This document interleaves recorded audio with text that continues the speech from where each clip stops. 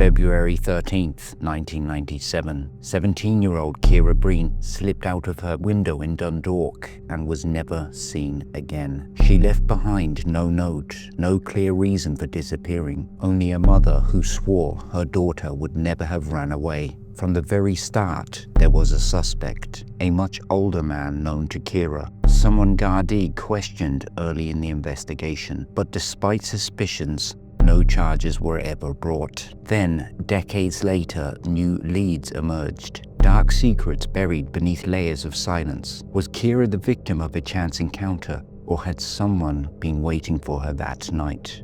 This is the story of a girl who vanished and the questions that refused to disappear. Welcome to Crimes That Haunt Us, the channel where we dive deep into the most chilling and mysterious cold cases. If this interests you, hit subscribe and share your thoughts in the comments to help us grow. On a warm July afternoon, a teenage girl walks home, greeting her neighbors, unaware she'll never be seen alive again. Within hours, she's reported missing. By morning, her case dominates headlines, linked to a disturbing pattern of vanished women, some never found, others discovered months later in remote locations. Fear spreads across Ireland. The Vanishing Triangle is born. And so too is a dedicated task force, Operation Trace, tracing, reviewing, and collating evidence. The team was initially assigned to investigate the disappearances of 6 young women: Annie McCarrick, an American student who vanished in March 1993, Jojo Dollard, last seen hitchhiking in November 1995, Fiona Pender, a heavily pregnant woman who disappeared in August 1996, Ciara Breen, a teenager who left home one night in February 1997 and never returned, Fiona Sinnott, a young mother who vanished in February 1998, and Deirdre Jacob, last seen near her home in July 1998. But as the investigation deepened, more cases emerged. Women who had been abducted and murdered, their bodies later discovered in remote locations. These are their stories. This series is based on retired Irish detective Alan Bailey's book, Missing, Presumed, featuring first-hand Garda accounts and comprehensive evidence, bringing you the most in-depth look at Ireland's most chilling unsolved cases. In the stillness of Dundalk's night, a delay in the initial report set off a chain of events that would haunt the town for decades. On Thursday, 13th of February 1997, at around 2 a.m., Bernadette Breen made a chilling discovery. Her daughter Ciara's bed lay empty. In that quiet, foreboding hour, Bernadette noted that the sitting room window, which opened directly onto the dark road outside, had been left ajar. Her heart sank as she suspected that her 17-year-old had slipped out to meet her friends. Ciara's absence cast a long shadow over the night. Bernadette sat up, waiting desperately for her daughter's return. But as dawn crept over Dundalk, no sign of Ciara emerged. By 9 a.m. with heavy reluctance, Bernadette was forced to leave for a pre-arranged appointment at a clinic in Dublin. Before departing, she made one last frantic call to Ciara's former secondary school, where her daughter was enrolled in a program for early school leavers, leaving a message with her class tutor, a small hope against a growing dread. At the Blackrock Clinic, amidst routine procedures, Bernadette received the shattering news. She had cancer, and immediate intensive treatment was required. In the sterile, cold corridors of the clinic, as she grappled with her own mortality, she confided in her father about Ciara's unexplained absence. Together, they made a pact. If, upon their return, Ciara was still missing, they would reach out to her friends, and if no trace of her could be found, they would alert the Gardaí. Ciara, barely on the cusp of adulthood, was still legally a child. When the missing person report finally reached Dundalk Garda Station, it ignited an investigation with urgency that went beyond the usual alarm for a missing teenager. At that point, whispers of a pedophile gang preying on the town's vulnerable youth had gripped the community. Reports had surfaced of adults luring minors with alcohol, and a derelict piggery on the outskirts of town had become a notorious haunt for predators. In one harrowing case, a northern businessman had been convicted of attempting to procure a local youth. A conviction later overturned on appeal, but the chilling fact remained. Ciara's friends, among other impressionable teenagers, were being targeted. Adding another layer of horror was the rumor that a local woman had forced some youngsters into prostitution, feeding an insatiable demand that cast a sinister light over the community. While the Gardaí did not suspect Ciara or her immediate circle of friends of being involved in such depravity, the atmosphere was thick with the fear that these vulnerable lives could be seen as nothing more than easy pickings. In that fateful winter, as the search began and secrets stirred in the shadows of Dundalk, the disappearance of Ciara Breen became a case that would forever be entwined with the dark underbelly of a town gripped by fear and unanswered questions. On the night Ciara vanished, she and her mother, Bernadette, had enjoyed what should have been a carefree girls' night out.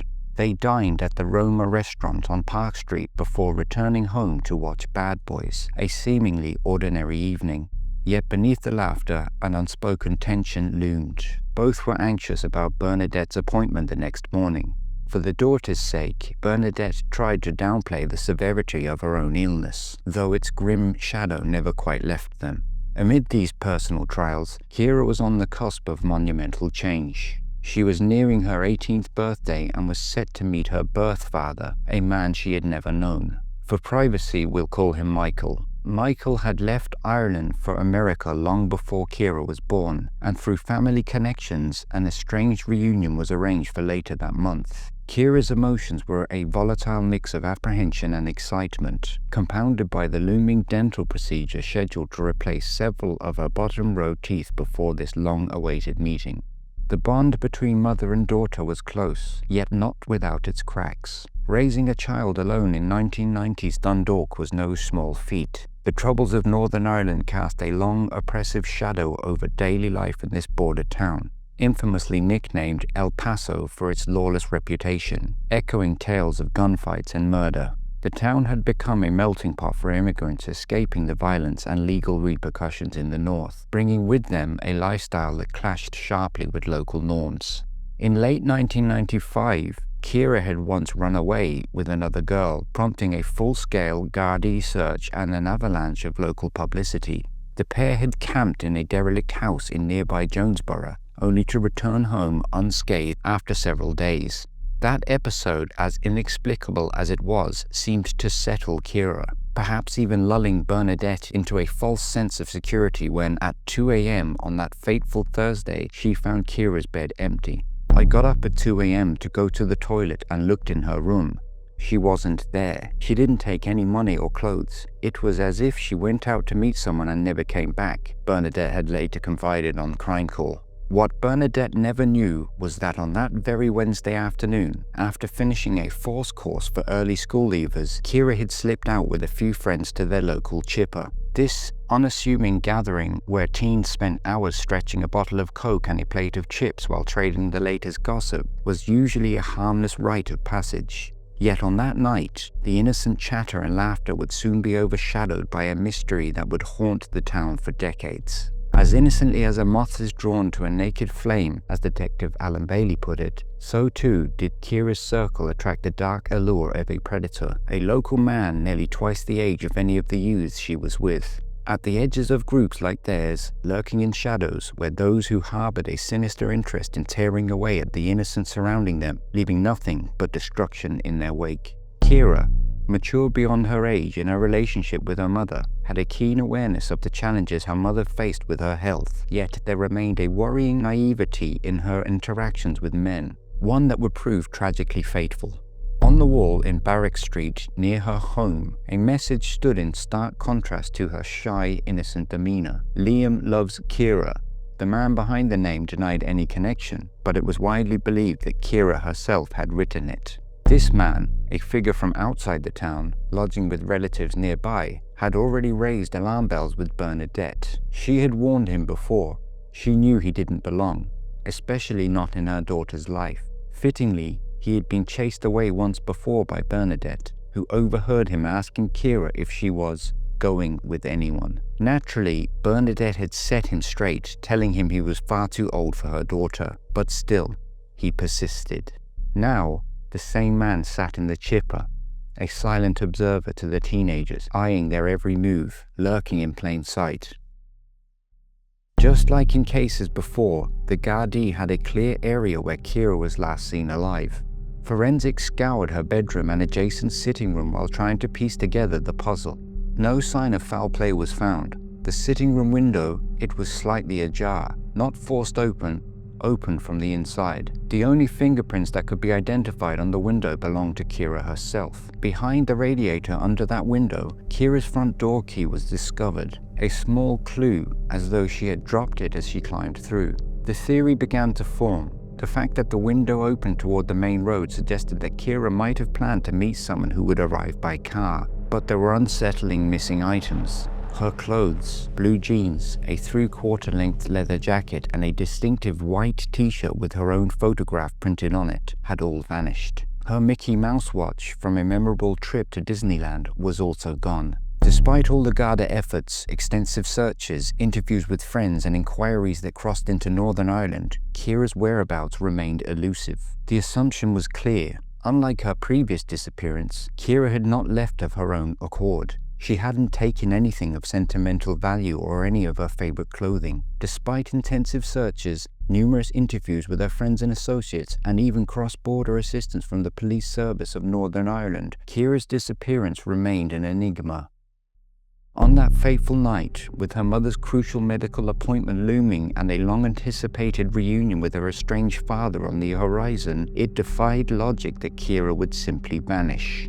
Operation Trace plunged into the investigation by meticulously re-interviewing friends and acquaintances, zeroing in on a chilling piece of testimony. Several of Ciara's closest friends recalled overhearing a conversation between her and an older man, allegedly to be Liam Mullen, who had intruded upon their lively gathering at a local cafe that Wednesday afternoon.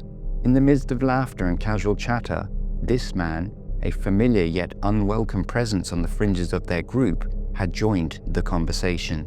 Witnesses said that as the discussion flowed, Liam had asked Ciara if he could see her later that day. In response, her voice, almost tentative, confirmed that she would sneak out of her home once her mother went to bed, a late-night habit she was known to indulge in. Detectives from Operation Trace quickly flagged this supposed rendezvous as vitally important. Initially, some of the original investigators were skeptical, dismissing the teenagers' accounts as unreliable due to their minor brushes with petty crime. Yet, when the Trace detectives revisited these witnesses 2 years later, every single one stood by their story with unwavering consistency, offering no hint of exaggeration or embellishment. In early September 1999, a series of consultations between the Operation Trace team and the DPP, or Director of Public Prosecutions, brought a critical decision to the fore. The accumulated evidence, they argued, provided sufficient grounds to arrest Liam Mullen in connection with Ciara Breen's murder, even though the challenge of proving her death without a body loomed large. In Ireland, securing a murder conviction in the absence of a body was almost unheard of, so the investigators scoured legal records of a precedent. Their search led them to the notorious case of IRA man Liam Towson, convicted for the murder of Captain Robert Nyrak without the recovery of a body. This precedent, once established, offered a potential legal lifeline in the Breen investigation. Nyrak's own story was one steeped in intrigue and brutality. A British soldier attached to the Special Duties Unit, he had been working undercover in the tumultuous Republican landscapes of Ulster during the 1970s. After an evening spent drinking in the Three Steps pub, filled with rebel songs and bold declarations of IRA affiliation, Nyrak was abducted by a gang of 8 men. They whisked him away to the bleak isolation of the Ravensdale Wood in County Louth, where he endured prolonged, savage torture before succumbing to his injuries. The sole evidence of his fatal assault was the stark, haunting bloodstains left on the grass and hedgerows. Months later, Liam Towson was convicted of Nyrak's murder, and the following year, 2 additional men, Gerard Fearon and Thomas Morgan, were also convicted in Belfast courts. Against the grim legal backdrop, the Operation Trace team believed they had unearthed enough evidence to pursue Liam Mullen for the murder of Ciara Breen, an investigation that would forever be marked by the challenge of proving a death in the absence of a body. The operation was veiled in secrecy. Only after the arrest did most Gardaí at Dundalk Garda Station learn of the unfolding drama, through the buzz of local radio. Mullen was taken to the station and detained, now under a 12-hour window for interrogation regarding Ciara's murder. The arrest sent ripples through the community, but for one person, it brought a strange mix of hope and devastation. Bernadette Breen, Ciara's mother, was visited by Detective Sergeant Maura Walsh, who delivered the heart-wrenching news. The arrest confirmed that the Gardaí believed her daughter was dead. There was, at last, a glimmer of closure, yet it carried the painful weight of confirmation. However, as detectives delved into Mullen's past, they discovered unsettling connections, one that traced back to the notorious railway, a group infamous for their brutal and murders across London. Mullen's family had an unexpected tie to one of the culprits involved, an alarming link that added another layer of suspicion. Despite the mounting evidence and the charged atmosphere, Liam Mullen remained defiant in his denial. Even when a witness, one of the teenagers who had overheard him arranging a meeting with Ciara the night she vanished, confronted him while he was in custody, Mullen stuck to his story. An off-the-record attempt to urge him to reveal where Ciara's body might be met with mocking derision. His extended family's lands were scoured during Mullen's detention, but yielded no trace of the missing teenager. By the end of the day, Mullen was released without charge. A disappointment, but not an end to the investigation. The Trace detectives, unwavering in their belief that Mullen held the answers, drafted a comprehensive report filled with damning evidence. They argued, with conviction, that he should be charged with Ciara's murder, but the decision fell to others. In the end, despite the weight of evidence, the DPP decided that the case was too complex. They hadn't built a solid enough case to lay charges against Liam Mullen. Yet as the case continued to unfold in the shadows, one truth remained clear. The disappearance of Ciara Breen was far from over. The quest for justice was only beginning, bound together by strands of uncertainty and the haunting silence of the missing. In 2014, two credible witnesses emerged with startling leads, sightings of Ciara on the very night she vanished.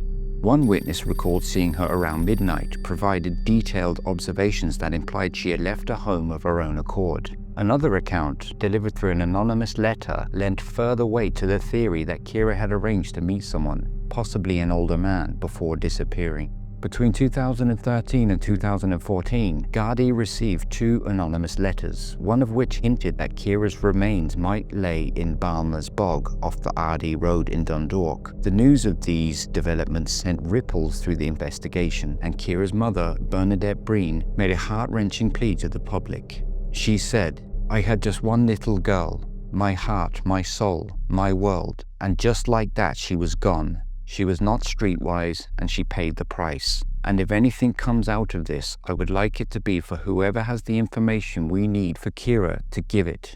Please, please, don't let her lie out there on her own anymore. Let her come home." Then, on Tuesday, the 21st of April 2015, the tide of the investigation turned once more. Local detectives, supported by members of Operation Trace, arrested Liam Mullen again in connection with Ciara's disappearance. He was detained overnight at Drogheda Garda Station. The arrest was such a shock that many Gardaí only learned of it when local radio broke the news again.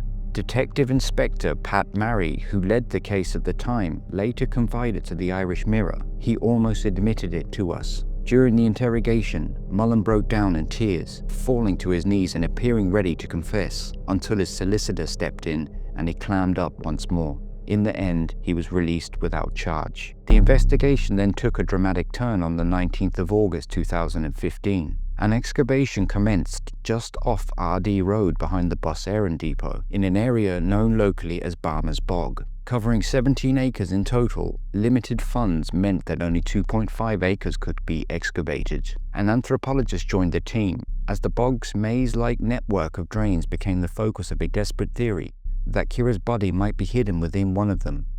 As the dig progressed, investigators encountered a significant obstacle. One of the drains had been deliberately filled with rubble, a crude attempt to alter the bog's landscape.